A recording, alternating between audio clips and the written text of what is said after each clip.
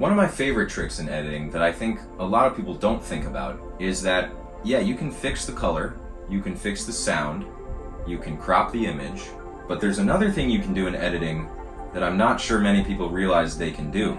You can improve acting performances in your film in the edit. And I'll tell you how. What's up, beautiful people? I'm Zach, and you're watching Zach Makes Movies, the channel where we talk about... You guessed it, Frank Stallone. So today I wanted to talk about the editing process. I've spoken a little bit about editing before with respect to specific short films that I've made, particularly in my behind-the-scenes making of Dark Side of the Moon, my thesis film project. Anyway, right now I'm finishing up post-production on my debut feature film, a found-footage mystery thriller called Questions, that follows a YouTuber searching for answers as to the mystery of a missing hiker. Editing this film is taking me a lot longer than I had hoped it would. I knew it was going to be a difficult process. This is sort of a one-man band project. I had to take over pretty much every single crew position in order to make the film, and things are exactly the same in post-production. So in terms of getting the first cut done, that took me all of 2 days. I had essentially a 2-hour movie on my timeline within 2 days of returning home from our shoot. After that is when things begin to get tricky. I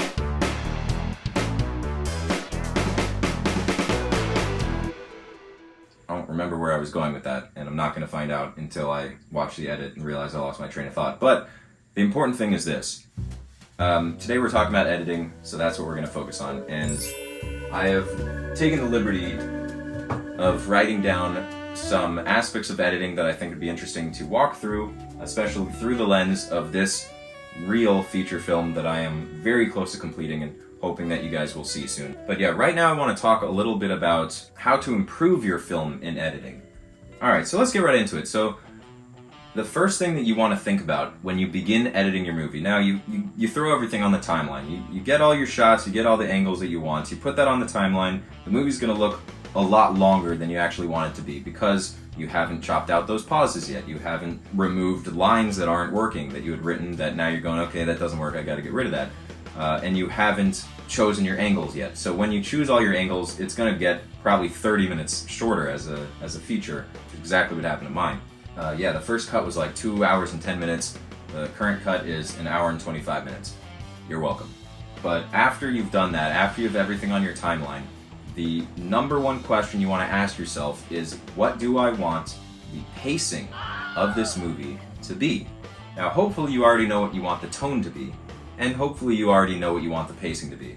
But tone is something that you really need to know from the beginning, from the idea. Pacing is something that you can kind of figure out as you're editing. Sometimes you'll have the idea of pacing a scene quickly in the script in your head, and then it's just not working in the film. And the smart thing to do is to step back and reconsider and go, what if I pace this differently? What if this scene were a slow burn? What if the movie were a slow burn? That's an important thing to know about your film before you jump into the editing process. You want to know what you want out of the viewing experience. There's an inside joke in the film industry, which is fix it in post. The idea being, don't worry about this, we didn't get it on set, we'll get it in the edits. You know, with CG or with some kind of effect, we'll get it in there. So, ideally, you get everything in camera. Most filmmakers want to get as much effects as they can in camera. That's why they're called in-camera effects. A movie like An American Werewolf in London, you know, really any of the classic horror films before CG became so popular. And, and I've recently talked about Jurassic Park and the process of combining CG and live in-camera animatronics. Now, of course, in my case, I didn't have anything in the way of animatronics, in the way of in-camera effects, but I can't afford CG either. So I had to be really, really creative with how I was going to devise and design some of these scenes. Now, I don't want to spoil what these particular scenes are, but I do want to kind of walk through that process. So let's talk a little bit about improving scenes in the edit that may not have gone exactly as you wanted them to go on the shoot. So one thing that you can do in the edit, you can make your shot better. The obvious way to do that is cropping. So a couple examples for me is, and again, This edit would have been done a long time ago if I had been more careful in the filmmaking process, if I had spent a little more time on the script, and if I had more than one crew member on set. One example is there's a scene that takes place inside of a tent at night. When I was setting up the scene, I thought it would look cool to have a lamp outside of the tent. It looked great on camera. The light inside the tent and the light outside the tent kind of create this 3D dynamic image that looked really nice. It wasn't a problem visually, but it was a problem in story. Ultimately, this all comes down to realism. If you're out in the desert, in the middle of the night by yourself, and you run into some people who start chasing after you, you definitely don't put a light out of the tent to signify where you are. For that purpose, I needed to solve that problem, and the only way to solve that problem is a pretty easy fix. You crop the image. So I went from a wider image where you can see the light outside to a closer, tighter image where you can't. And it's as simple as that. But there's a lot of little fixes in the edit of this movie. Another thing you can do in the edit is fix continuity errors you may have had. So continuity, I'm sure you've seen it in movies before. You see a character with their hair parted to the left, and then in the next cut their hair is parted to the right. I don't want to mess up my hair, but you understand what I'm saying. So same thing can happen with a shirt collar, same thing can happen with a stain, same thing can happen while a character's eating a meal.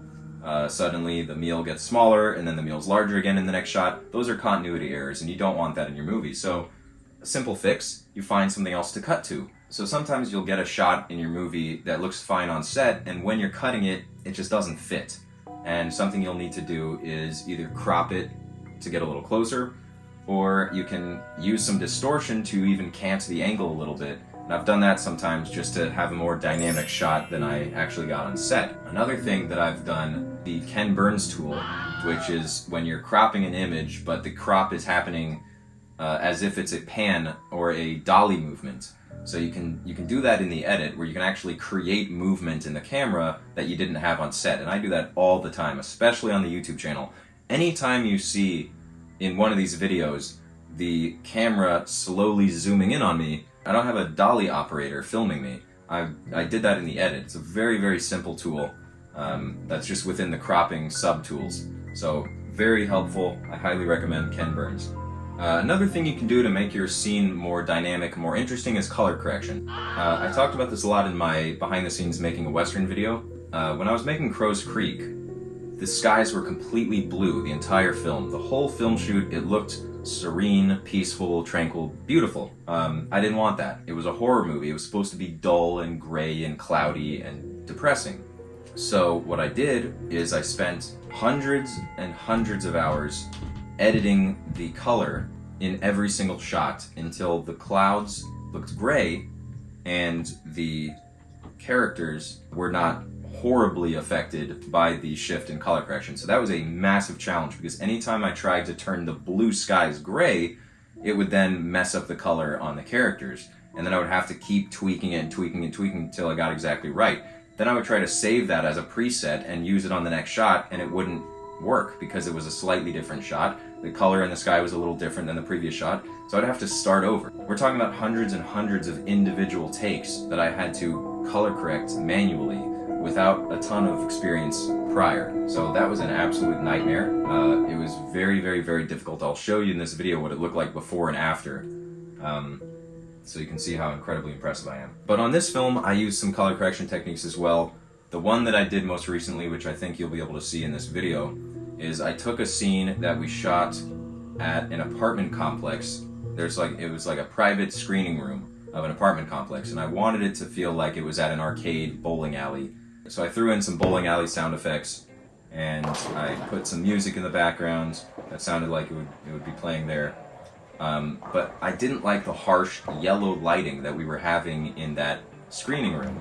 So I decided to go nuts with it and do what I do in every room, turn it purple. So picture before, after. That's essentially what I did. But instead of using the light, I did it in color correction. The problem with that is that what happens is you actually end up changing your character's face purple, which is not good. Now you may see here, my arm is a little pink because of this light. That happens on a much harsher scale when you're using color correction in the edit. The whole fix it in post mentality, it's not a good thing. It's a funny joke, but the reason it's funny is because we realize that it is a terrible idea. It's irresponsible, and it's a one-way stop to make sure that your editing process takes much, much longer than it needs to take, which is exactly what I'm dealing with now. Now, granted, in this particular situation, it wasn't so much a matter of not spending enough time in pre-production as it was the fact that that's really just all we had access to. We didn't have time during the shoot to be more careful with things like that. So I had to really be thinking on my feet at all times while we were filming to make sure that we were able to get everything that we could in camera, and everything that we couldn't get in camera, I would be fully confident that I would be able to take care of it in the edit. Alright, so this is where things get very creative. One of my favorite tricks in editing that I think a lot of people don't think about, you can improve acting performances in your film in the edit. And I'll tell you how. One of the easiest ways to make a bland, boring reading of a line sound more dramatic is to add pauses. If a character says a line very flat, and you're not thrilled with how it turned out, maybe it sounded okay when you were filming, maybe you tried to get the actor to say the line the way you wanted them to, and it just wasn't happening. Every now and then, there is a way to improve that performance in film. Now, I've worked with many, many, many talented, incredible actors, and I can take some responsibility as the director for not getting them to reach exactly the place I wanted them to reach in some of my films. Especially in film school, when I had a lot less experience working with actors, I didn't really know all the tricks to get them to say the line in the right intonation. And so what I would do is I would say, okay, yeah, good enough, and then hope that I could fix it in the edit. Now, the good thing about screwing things up is that they lead to learning experiences, and one of these learning experiences was that I could vastly improve an actor's performance in a film by forcing pauses that weren't there. And the way to do that, most simply, is to take the dialogue, chop it up into pieces where you want those pauses to be. And this is pretty common, actually, actors not taking a pause where you want them to, or the opposite, taking a very long pause that isn't needed. That's another thing that'll happen. You'll have actors who are very dramatic, who want to really take every moment of screen time that they can. And sometimes that's fantastic. Sometimes that's really helpful for the drama of the scene. Other times you're thinking, this monologue was supposed to be 2 minutes and now it's 5.5 minutes. What do I do about that? Well, what you do about it is you just chop those little pauses out. Now, chopping pauses out is pretty simple. You know, you just cut the pieces out, and then you slap the images together again, and what's going to happen now, you're going to see a jump cut. You're going to see the character doing this, and then suddenly they're doing that. I don't know what the fuck is going on in this movie, but you don't want it to look like your characters are doing the robot. So, in that case, what you do is you take out the pauses, you overlay the image of another character who's not speaking, you know, the reaction images, overlay that over the jump cut so that you're not seeing the cut jump, and then you just smooth out the audio a little bit so that you don't hear the pop. Now, the alternative, adding pauses, is the same thing, but instead of overlaying the image so that you're seeing the other character while the person's talking, you put it in there as the pause. So let's say you have a 10-second line of dialogue and you want it to last 20 seconds. Well, all you do is you find 2 different pauses in there where you can add 5 seconds. And in those 5 seconds, all you do is you take whatever background sound, whether it be wind, whether it be some sound design that you're using, and you play it over that pause, and then you cut to the image, you cut to your reaction image of the other character. And you can do that as many times as you like. And you just keep playing around with that until it actually feels natural and smooth, but you will get to a point where it feels like the actor made a conscious decision to take a pause. And the amount of times I have had people compliment me on performances of actors that I guarantee you they wouldn't have complimented if they had seen the raw footage. is staggering. And I mean this as no disrespect to my actors. Again, I take some responsibility for that.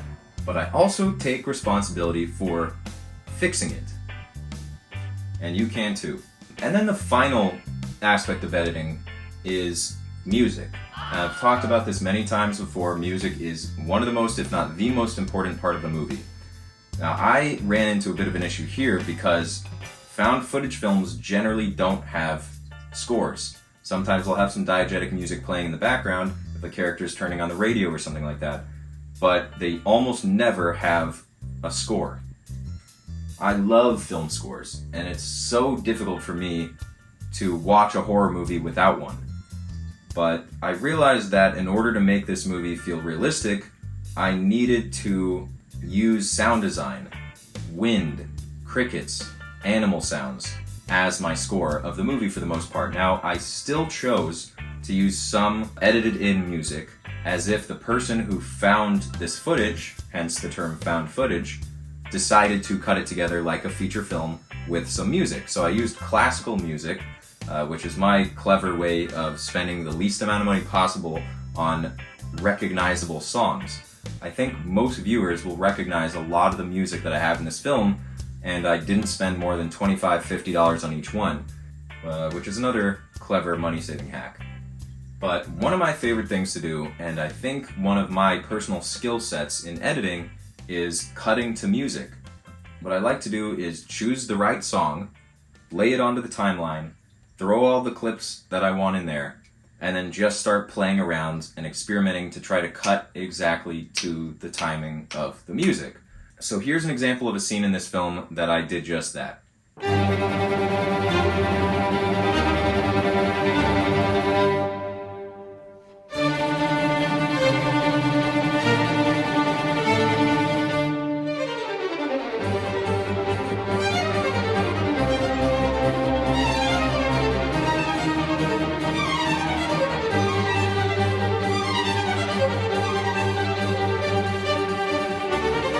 Yeah, see, so that adds a lot of production value that wouldn't have been there otherwise. And there's a few different scenes like that throughout the film. I hope that it works within the found footage genre. I think it does. I'm not too concerned about that. But that's kind of my own unique twist on this style of film.